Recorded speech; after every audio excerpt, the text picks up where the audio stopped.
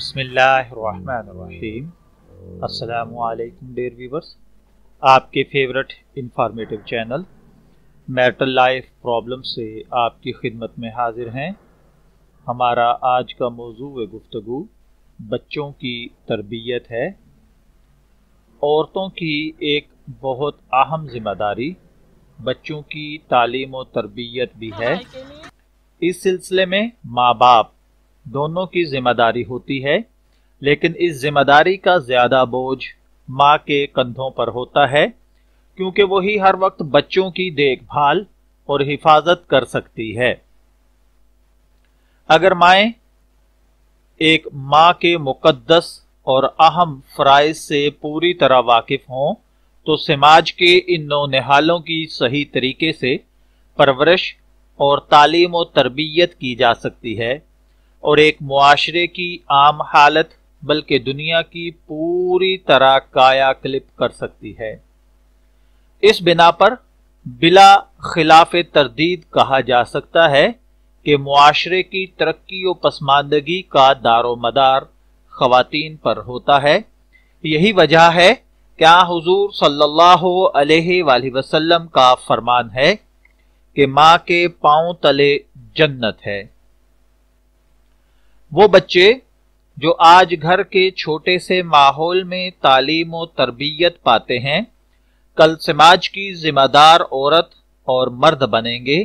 हर वो सबक जो आज घर के माहौल में माँ बाप के साया में सीख रहे हैं, कल के समाज में इस पर अमल करेंगे।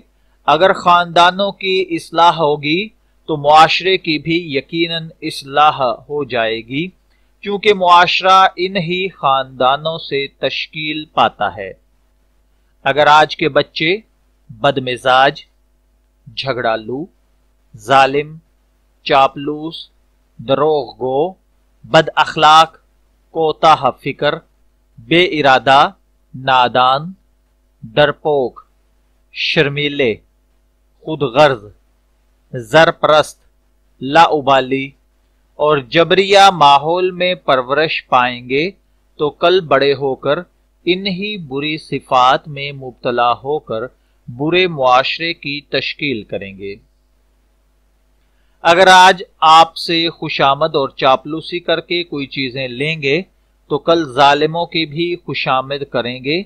उसके बरक्स अगर आज के बच्चे सच्चे, बहादुर, बुलंद हिम्मत, खुश अखलाक, खैर खा, बुर्दबार, ईमानदार, रहम दिल, इंसाफ पसंद, आला नफ्स, हक गो, ईमानतदार, दाना, रोशन फिक्र और मुलायम लहजे में बात करने वालों की मोहब्बत में तरबियत पाएंगे तो कल यही आला सिफात खुद उनमें हुनर बनकर जाहिर होंगी। इसी बिना पर वालिदैन खुसूसन माओं की अपने बच्चों और मुआशरे के सिलसिले में बहुत बड़ी और भारी जिम्मेदारी होती है। अगर आपने बच्चों की तरबियत के सिलसिले में सही तालीम और तरबियत के उसूलों पर अमल किया तो ये आइंदा के मुआशरे की बहुत बड़ी खिदमत होगी, और अगर इस अजीम जिम्मेदारी को अंजाम देने में कोताही की तो कयामत के रोज वालिदैन इसके जिम्मेदार होंगे। यहां पर मैं एक बात याद करवा दूं कि हर खातून माँ के फराइज और सही तालीम और तरबियत करने के फन से वाकिफ नहीं होती, बल्कि उसको ये रुमूज सीखने चाहिए। इन वीडियोस के अंदर तरबियत के फन पर मैं बहस नहीं कर सकता। इस वसी मौजू का तज्जिया किया जाना नामुमकिन है। ये मौजू तफसील तलब है, जिसके बयान के लिए एक अलग से पूरा चैनल दरकार है। खुशकिस्मती से इस मौजू पर बहुत सी बुक्स लिखी जा चुकी हैं। दिलचस्पी रखने वाले वालिदैन उनका मुताला करें और अपने ज़ाती तजर्बात से भी इस्तिफादा करें और होशियार खवातीन तरबियत के उसूल व ज़वाबित पर अमल करके और उनके आसार व नताइज पर तवज्जो करके जल्द ही तरबियत के फन में महारत पैदा कर सकती हैं। इस सूरत में खुद भी काबिल कदर इल्मी खिदमात अंजाम दे सकती हैं। मसलन اس دلچسپ موضوع پر زیادہ سے زیادہ معلومات فراہم کریں اور اسی طریقے سے اس سے متعلقہ دیگر کتب جو ہیں ان کو پڑھا جائے اور اصلاح معاشرہ کا بیڑا اٹھایا جائے۔ یہاں پر میں ایک نقطے کی یاد دہانی کروانا بھی ضروری سمجھتا ہوں۔ بہت سے لوگ صحیح تربیت کے معنی ہی نہیں سمجھتے اور تعلیم اور تربیت میں فرق محسوس نہیں کرتے، اور تربیت کو ایک طرح کی تعلیم سمجھتے ہیں۔ وہ سمجھتے ہیں کہ شعراء و حکماء کی نصیحتیں اور مذہبی باتیں یاد کرا کے اور نیک لوگوں کی کہانیاں سنا کر بچوں کی مکمل طور پر تربیت کی جا سکتی ہے اور اپنی مرضی کے مطابق بچے کو مؤدب اور نیک انسان بنایا جا سکتا ہے۔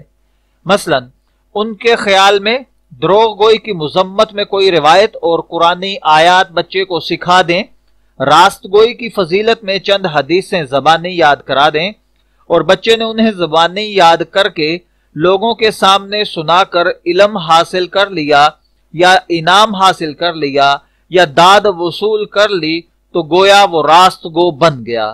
لیکن تربیت کے سلسلے میں اتنا کافی نہیں ہے، کیونکہ تربیت ایک الگ موضوع ہے۔ اگرچہ آیات و احادیث اور سبق آموز داستانیں یاد کر لینا بے سود اور بے اثر نہیں ہوتا، لیکن جس قسم کی تربیت کے آثار ہم بچوں میں دیکھنا چاہتے ہیں اس کی توقع اس قسم کے زبانی طریقوں سے نہیں کرنی چاہیے۔ اگر ہم بچے کی صحیح اور مکمل تربیت کرنا چاہتے ہیں تو اس کے لیے مخصوص حالات و شرائط کا ہونا ضروری ہے۔ اس کے لیے ایسا مناسب اور صالح ماحول پیدا کریں کہ بچہ طبعاً نیک و صالح اور سچا بن کر نکلے۔ جس ماحول میں بچے کی نشو و نما اور پرورش کی جائے، اگر وہ ماحول نیکی، سچائی، ایمانداری، ایمانداری، پاکیزگی، نظم و ضبط، شجاعت و خیرخواہی، مہر و وفا، انصاف پروری، سعی و کوشش، آزادی، بلند ہمتی، غیرت اور وفاداری کا ماحول ہوگا تو بچہ بھی انہی صفات کا مالک ہوگا۔ اسی طرح ایسے ماحول میں پرورش پائے جہاں خیانت، بدتمیزی، جھوٹ، ہیلا بازی، چاپلوسی، ظلم، بغض و کینہ پروری، لڑائی جھگڑے، ضد، کوتاہ فکری، نفاق اور دوغلا پن ہو اور دوسروں کے حقوق کا لحاظ نہ رکھا جاتا ہو تو وہ بھی ایسی ہی بری صفات کا عادی بن کر فاسد اور بد کردار نکلے گا۔ ایسی صورت میں اگر اس کو دینی اور ادبی نصیحتیں زبانی رٹا دی جائیں تو بھی اس کی اصلاح نہیں ہوگی۔ سینکڑوں آیتیں اور روایتیں اور سبق آموز اشعار اور کہانیاں سنائی جائیں مگر اس پر کچھ اثر انداز نہ ہوں گی، کیونکہ زبانی جمع خرچ سے کچھ حاصل نہیں ہوتا جب تک کہ عملی کردار پیش نہ کیا جائے۔ دروغ گو ماں باپ آیت و حدیث کے ذریعے بچے کو راست باز نہیں بنا سکتے۔ گندے اور غیر مہذب ماں باپ اپنے عمل سے بچے کو گندا اور بدتمیز بنا سکتے ہیں۔ بچہ جس قدر آپ کے اعمال و کردار اور طریقوں پر غور کرتا ہے اتنا آپ کی نصیحتوں اور باتوں پر توجہ نہیں دیتا۔ لہٰذا جو والدین اپنے بچوں کی اصلاح اور تربیت کرنا چاہتے ہیں انہیں چاہیے کہ پہلے خاندان کے ماحول اور خود اپنے باہمی روابط اور اخلاق و کردار کی اصلاح کریں تاکہ ان کے بچے خود بخود نیک اور شائستہ نکلیں۔ میں دعا گو ہوں کہ اللہ تعالی ہمیں اپنی اولاد کی اچھی تربیت کرنے کی توفیق عطا فرمائے۔ اجازت چاہیں گے، پھر ملیں گے کسی نئی موضوع کے ساتھ، تب تک کے لیے اللہ حافظ۔